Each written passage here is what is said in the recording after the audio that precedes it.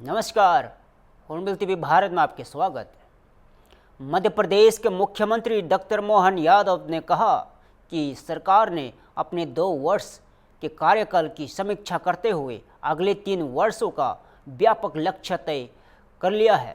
मुख्यमंत्री विभिन्न विभागों और मंत्रियों से चर्चा कर आगामी रोड मैप को अंतिम रूप दे रहे हैं। उन्होंने बताया कि माह समाप्त होने के से पहले प्रदेश को नई बड़ी सौगातें मिलने वाली है। 21 दिसंबर को भोपाल मेट्रो ट्रेन जनता को समर्पित की जाएगी।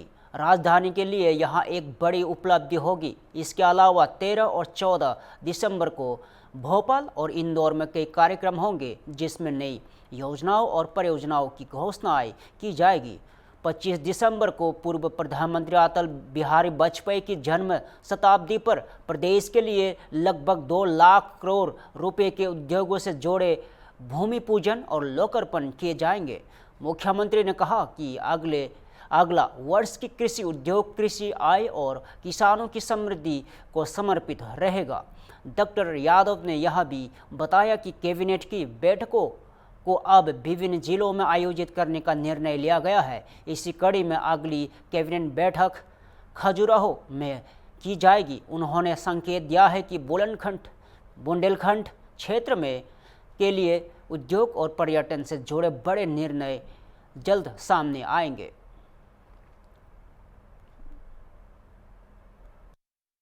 और ये जो हमारा प्रयोग हो रहा है कि हम अलग अलग क्षेत्र के विकास की दृष्टि से कैबिनेट भी वहीं जाके करें, ताकि उस क्षेत्र को भी लाभ मिले, मंत्रीगणों को भी और जनता को भी, दोनों के बीच की दूरी आनंद के साथ एक दूसरे को समझने में भी समय लगे। और इसी आधार पर यह बुंदेलखंड में पहली बार खजुराहो में कैबिनेट करने का निर्णय किया है। और जैसा कहा कि केवल कैबिनेट करने नहीं आए, कैबिनेट के माध्यम से कई सारी सौगातें भी दिलाएंगे। और कल से आज तक लगातार 3 दिन तक एक तरह से मैं खुद भी यहाँ हूँ और मेरे सारे माननीय मंत्रीगण इस पूरी मीटिंग और आयोजन में जुड़ रहे हैं। ये हमारे लिए सौभाग्य की बात है। मैं अपनी ओर से एक बार फिर आप सबका स्वागत करता हूँ और जनता के माध्यम से हमारी सरकार को जो सहारा संबल मिला था माननीय प्रधानमंत्री के नेतृत्व में, हम सब जन कल्याणकारी कामों में लगातार लगे रहे। ये मैंने पूर्व में भी कहा कि हमने 2 साल के कामों की समीक्षा और आने वाले 3 साल के टारगेट तय करने का निर्णय किया और इसीलिए अलग अलग मंत्रियों से विभागवार चर्चा करने का दौर प्रारंभ किया। एक दौर विधानसभा के दरमियान से वहां चला था, बाकी का अभी आया है और कुछ और बचेगा। लेकिन इसके बाद हमारी अपनी इसी महीने के अंदर और बड़ी सारी सौगातें मिल रही है। उदाहरण के लिए 21 तारीख को भोपाल में मेट्रो ट्रेन और कई विकास की सौगात भोपाल में दिलाएंगे। 13 और 14 तारीख के दिन इंदौर और भोपाल में कुछ अलग अलग कार्यक्रम होने वाले हैं। 25 तारीख को अटल जी की जन्म शताब्दी के समापन के साथ हम लगभग 2 लाख करोड़ के अलग अलग उद्योग के भूमि पूजन लोकार्पण के काम संपन्न करने वाले हैं। अगले साल की प्लानिंग भी हम लोगों ने तैयार कर ली है।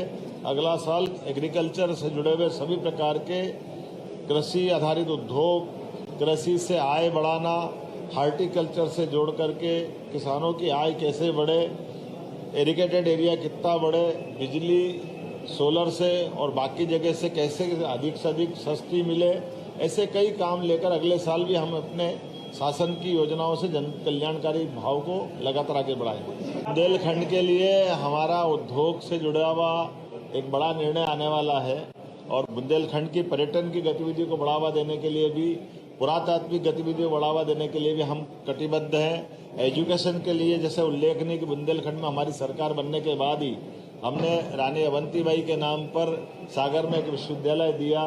महाराजा छत्रसाल विश्वविद्यालय के लिए पर्याप्त धनराशि देकर वो बन ही रहा है।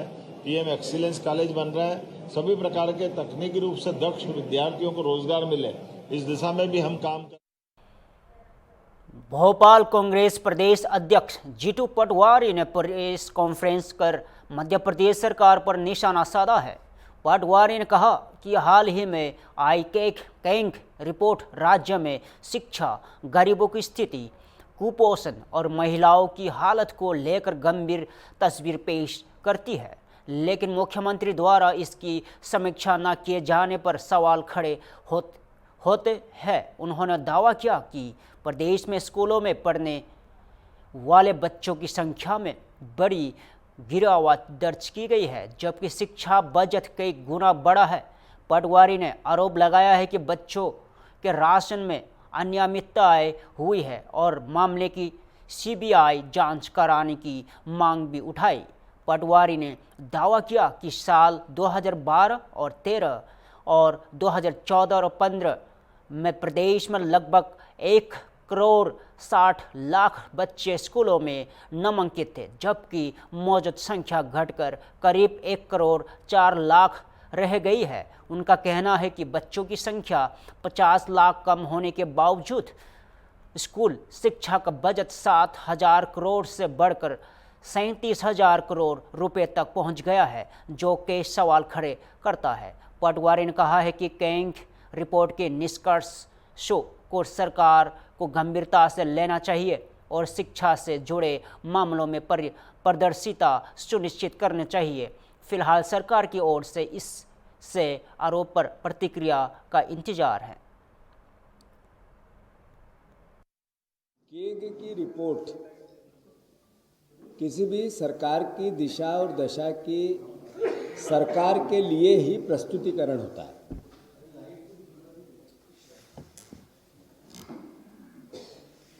जो नरेंद्र मोदी जी के अलग अलग एजेंसियों के आंकड़े हैं, वो मध्य प्रदेश के शिक्षा को लेकर, यहाँ की गरीबी को लेकर, यहाँ के कुपोषण को लेकर, यहाँ की महिलाओं की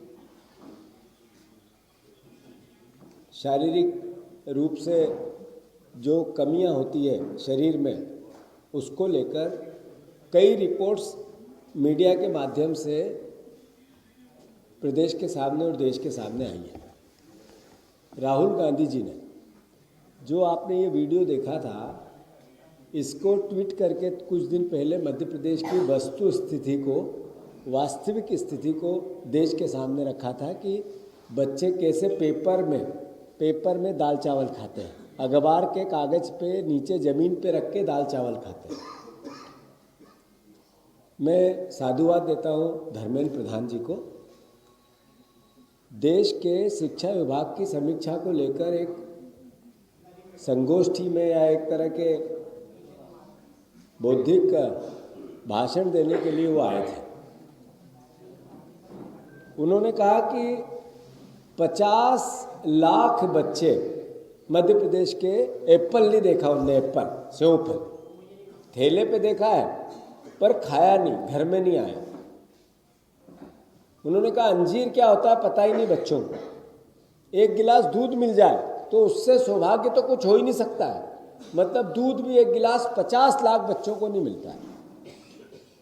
आदरणीय मध्य प्रदेश वासियों, 2007 में, 2013 में, आज से 10 साल पहले, 11 साल पहले, 8 साल पहले की जो रिपोर्ट्स हैं, उसमें 1,60,000 बच्चों का पंजीयन सरकारी और प्राइवेट स्कूल शिक्षा विभाग के अंतर्गत 1 से लेके 12 तक की क्लासों में हुआ था। फिर से ये प्रश्न के उत्तर में विधानसभा के सरकार का उत्तर है, जो मैं अभी आपको भेजूंगा। 2000 आज से 7 साल पहले 12, 13, 14, 15 में 1,60,000 बच्चे स्कूल में पढ़ते थे।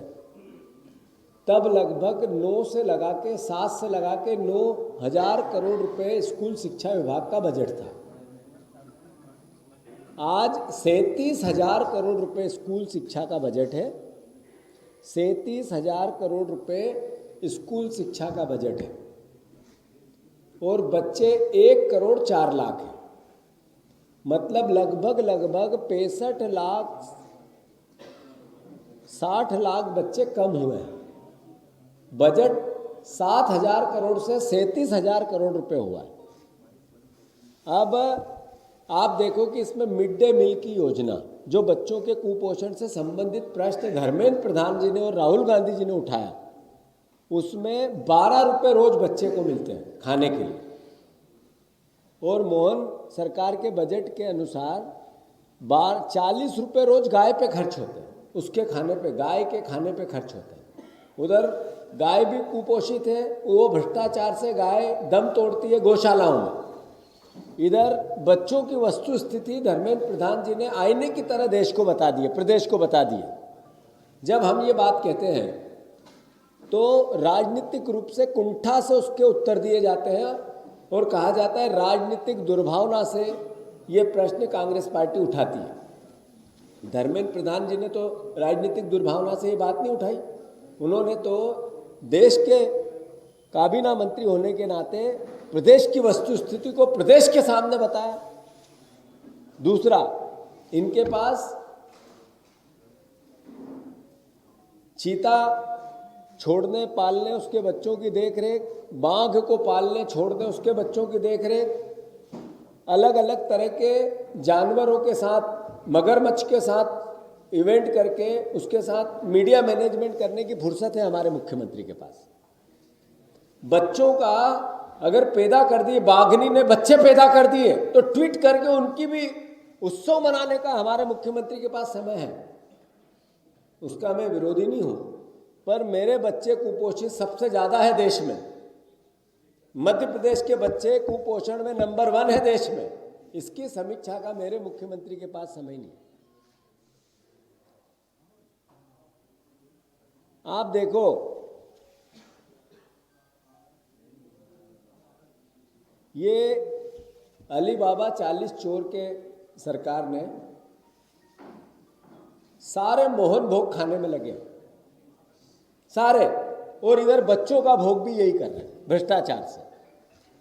मैं बहुत तथ्यों और तर्कों के साथ आदरणीय मुकेश नायक जी ने जिस संदर्भ में बात कही उसको आगे बढ़ा रहा हूं कि 2017-18 में, जैसा मैंने कहा, 1 करोड़ 60 लाख बच्चे थे, तो ये 24-25 में 1 करोड़ 4 लाख बच्चे कैसे हो गए? और फिर इतने साल तक, 10 साल तक इन बच्चों को, 8 साल तक का ये 50 लाख बच्चों का राशन कहाँ गया? अगर एकदम से कम हुए, जनसंख्या बढ़ी, ये तो सरकारी आंकड़े हैं, ये कोई आरोप तो है नहीं। अगर जनसंख्या बढ़ी है, बच्चे घटे हैं, प्राइवेट और सरकारी दोनों स्कूल का आंकड़ा है, तो क्या बच्चे भी पलायन कर गए हैं मध्य प्रदेश से? भोपाल में डिप्टी मुख्यमंत्री राजेंद्र शुक्ल ने प्रदेश सरकार की विकास प्राथमिकताओं और संगठनात्मक संवाद को लेकर प्रेस कॉन्फ्रेंस की। उन्होंने बताया कि सरकार लगातार जमीनी स्तर से फीडबैक ले रही है ताकि योजनाओं को और अधिक प्रभावी ढंग से लागू किया जा सके। डिप्टी सीएम ने कहा कि कार्यकर्ताओं से मिलने वाला फीडबैक सरकार के कामकाज को सुधारने में अहम भूमिका निभाएगा। उन्होंने खजुराहो में होने वाली मुख्यमंत्री समीक्षा बैठक को महत्वपूर्ण बताते हुए कहा कि इससे प्रदेश में विकास को नई दिशा और गति मिलेगी। बुंदेलखंड क्षेत्र के लिए भी नई सौगातों की उम्मीद जताई गई है। राजेंद्र शुक्ला ने नदी जोड़ो योजना समेत नई परियोजनाओं की प्रगति की जानकारी दी और भरोसा दिलाया कि जल प्रबंधन और सिंचाई सुविधाओं से सुधार होगा। कांग्रेस प्रदेश अध्यक्ष जीतू पटवारी द्वारा लगाए गए आरोपों पर प्रतिक्रिया देते हुए शुक्ला ने कहा कि आरोप लगाना आसान है, लेकिन सरकार हर क्षेत्र में पूरी क्षमता से विकास कार्य कर रही है।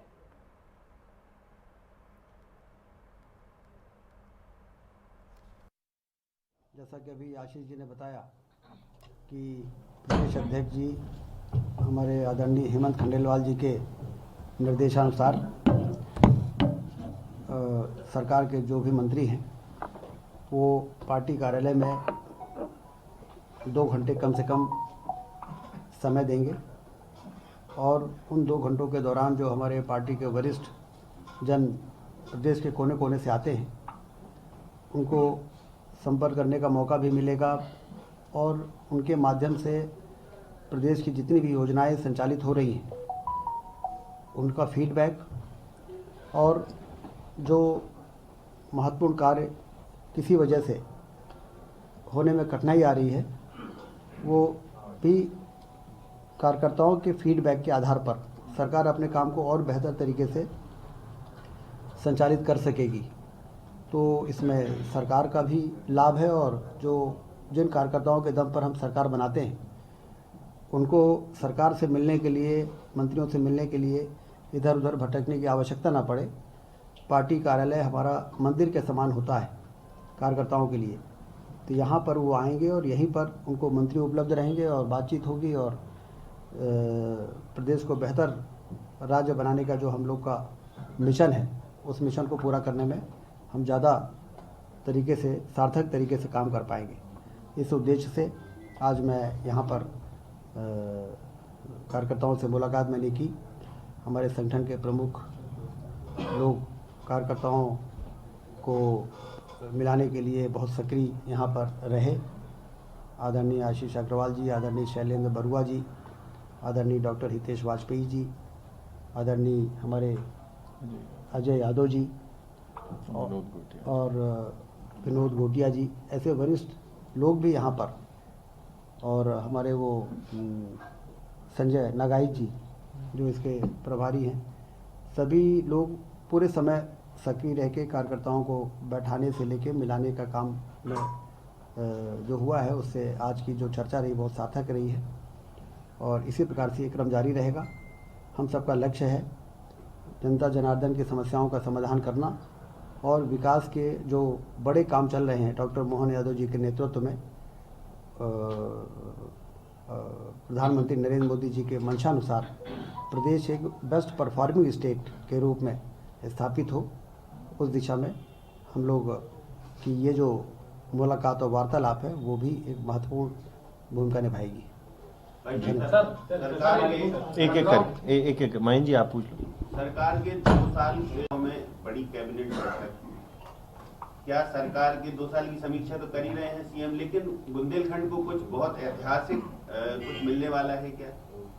देखिए, बुंदेलखंड को डॉक्टर आदरणीय अटल बिहारी वाजपेयी जी के विजन को बुंदेलखंड में उतारने के लिए जो काम हमारी सरकार ने इन 2 वर्षों में किया है वो अभूतपूर्व है। केन बेतवा नदी को जोड़ना मतलब पूरे बुंदेलखंड को शस्य श्यामला धरती बनाना है, क्योंकि अटल जी कहते थे कि इस देश की गरीबी को दूर करना है तो नदियों को जोड़ना पड़ेगा। नदियों को जोड़ेंगे तभी 1-1 इंच ज़मीन पर सिंचाई का पानी पहुंचेगा और धरती से दौलत पैदा होगी। तो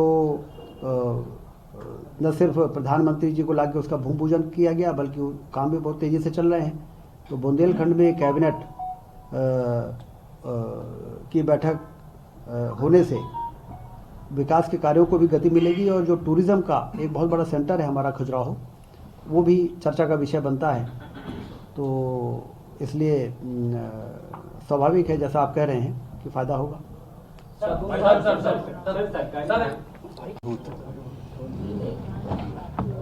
देखिए, चाहे वो स्वास्थ्य का क्षेत्र हो, चाहे एजुकेशन का हो, चाहे कुपोषण का हो, हर क्षेत्र में हमारी सरकार स्थितियों को बेहतर करने में कोई कसर छोड़ नहीं रही है। प्रदेश अध्यक्ष कांग्रेस के, उनका तो आरोप लगाने के लिए आरोप लगाते जरूर हैं, लेकिन वो भी ये समझ रहे हैं, क्या इस बात से कोई इनकार कर सकता है कि जो मातृ मृत्यु दर और शिशु मृत्यु दर थी वो 175 से अब 142 पे आ गई है।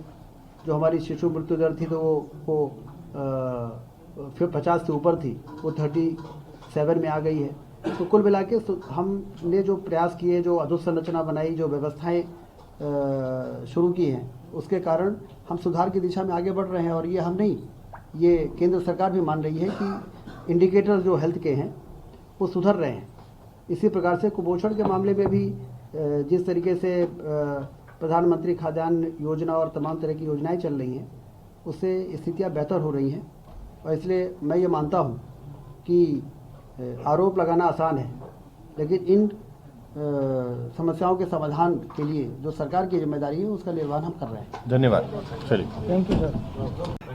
देखिए, शोषण ना होने पाए इसके लिए हमारी जो मॉनिटरिंग सिस्टम है वो पूरी तत्परता से काम कर रही है। यदि कहीं लैप्सेस का पता चलता है तो पेनलाइज किया जाता है, उनके ऊपर पेनल्टी लगाई जाती है। तो इसलिए सिस्टम को यदि हम आउटसोर्स नहीं करेंगे तो हम कवरेज नहीं कर पाएंगे, और यदि हम सिस्टम को लगाते हैं तो इस प्रकार की शिकायतें यदि आती हैं तो उस पर कार्रवाई भी कर रहे हैं। तो कमलनाथ जी को इस बात के लिए संतुष्ट होना चाहिए कि जो काम कांग्रेस के लंबे समय की सरकारों में डायग्नोस्टिक और अन्य चीज़ों के लिए वो नहीं कर पाए, हमारी सरकार उसको कर रही है। चलिए, बहुत धन्यवाद आप सभी। लखनऊ में राष्ट्रीय हिंदू रक्षा परिषद के कार्यकर्ताओं ने हजरतगंज में बड़े पैमाने पर प्रदर्शन किया।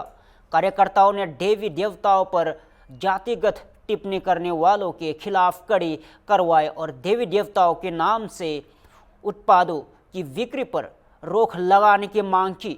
पैदल मार्च लक्ष्मण मेला मैदान से शुरू होकर हजरतगंज तक पहुंचा।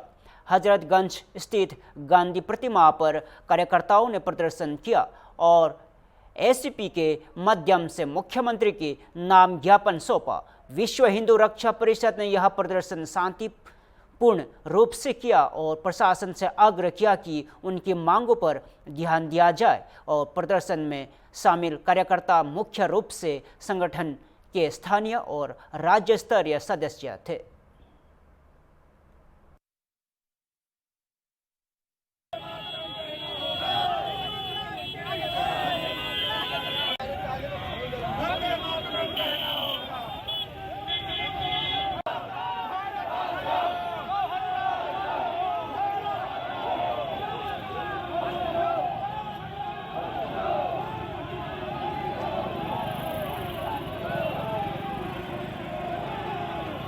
हिंदू रक्षा परिषद आज माननीय मुख्यमंत्री जी को एक 4 सूत्रीय मांगों के साथ ज्ञापन दे रहा है।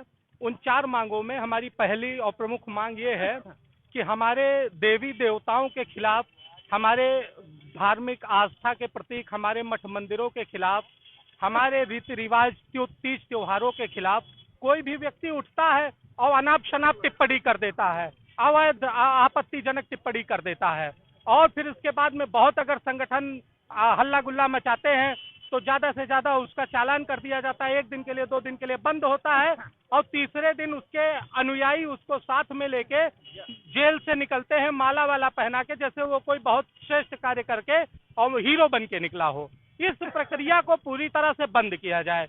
हमारा माननीय मुख्यमंत्री जी से आग्रह है, अनुरोध है, निवेदन है कि जो व्यक्ति धार्मिक आस्था पे केंद्र करके, हमारे देवी देवताओं को केंद्रित करके टीका टिप्पणी कर रहा है, उसके खिलाफ तत्काल प्रभाव से राष्ट्रीय सुरक्षा अधिनियम 1980 की रासुका धारा के तहत मुकदमा पंजीकृत किया जाए और कठोरतम कार्यवाही की जाए, जिससे वो समाज में एक नजीर बने और दूसरा कोई व्यक्ति इस तरह की हरकत, इस तरीके का जघन्य अपराध करने की कोशिश ना कर सके। दूसरा, 2 व्यक्ति समाज में लड़ाई करते हैं, सुरेंद्र वर्मा होते हैं और राजेंद्र मिश्रा होते हैं। तो सुरेंद्र वर्मा और राजेंद्र मिश्रा को सुरेंद्र और राजेंद्र लोग भूल जाते हैं, वर्मा और मिश्रा की लड़ाई होने लगती है। क्या वो 2 व्यक्ति किसी समाज के, किसी जाति के ठेकेदार हैं? पूरे जाति का उन्होंने ठेका ले रखा है। इस प्रक्रिया को बंद कराया जाए। जब कभी किसी तरीके का हो, कोई जातीय टिप्पणी करे किसी भी जाति के खिलाफ, ब्राह्मण, क्षत्रिय, वैश्य, शूद्र, किसी भी जाति के खिलाफ यदि टीका टिप्पणी कोई कर रहा है तो उसके ऊपर भी रासुका के तहत कार्यवाही हो, उसके खिलाफ मुकदमा दर्ज करके उसको 1 साल तक जेल से बाहर निकलने की व्यवस्था न बनाई जाए। यदि इस तरीके का कार्य सरकार कर देती है तो जो सरकार का मिशन है, माननीय योगी आदित्यनाथ जी का मिशन है, मंचों से और सभाओं में कह रहे हैं एकजुट होना है, एकता लाना है, तो एकता लाने के लिए ये एंटीबायोटिक का काम करेगी। इस सूत्र के माध्यम से पूरा समाज एकजुट हो जाएगा। फिलहाल के लिए इतना ही। ताज़ा खबरों देखते रहिए होम टीवी भारत।